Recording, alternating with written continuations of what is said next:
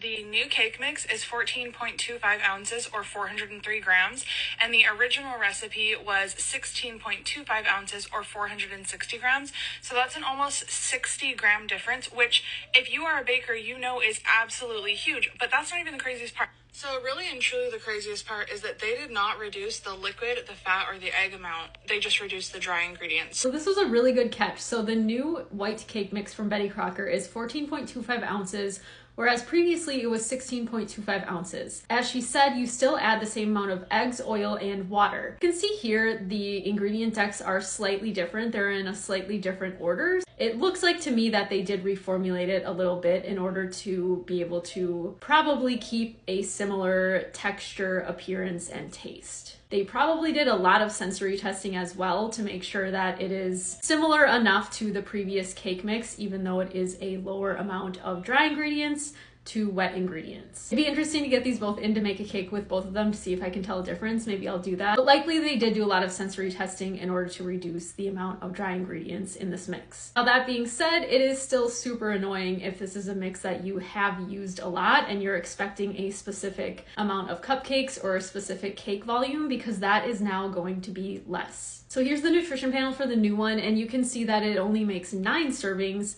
45 grams a serving, where the old one made 10 servings at 46 grams a serving. So you can see differences here in the nutrition facts just because of the different formulations, and then also the as prepared column is going to be different because of the different ratio of dry ingredients to wet ingredients. So if the texture, appearance, and taste are similar enough, it's probably not that big of a deal for the person that is consuming the cake or the cupcakes or whatever is being made with this. However, the annoying part is that this new mix only makes 23 cupcakes, whereas the old one made 24 cupcakes. In addition, if you're going to make a full cake, the cake volume for the new one is going to be smaller as well. You can see the bake times are adjusted here to be a few minutes less than this old mix. So smaller cake volume, 1 less cupcake if you're making cupcakes, and even accounting for that 1 less cupcake, each of these cupcakes is going to be fewer grams than with this older mix making 24 cupcakes. So it looks like from the ingredient deck, they did change the formulation to account for the lower amount of dry ingredients to the same amount of wet ingredients. Just keep in mind that your cake volume is probably going to be smaller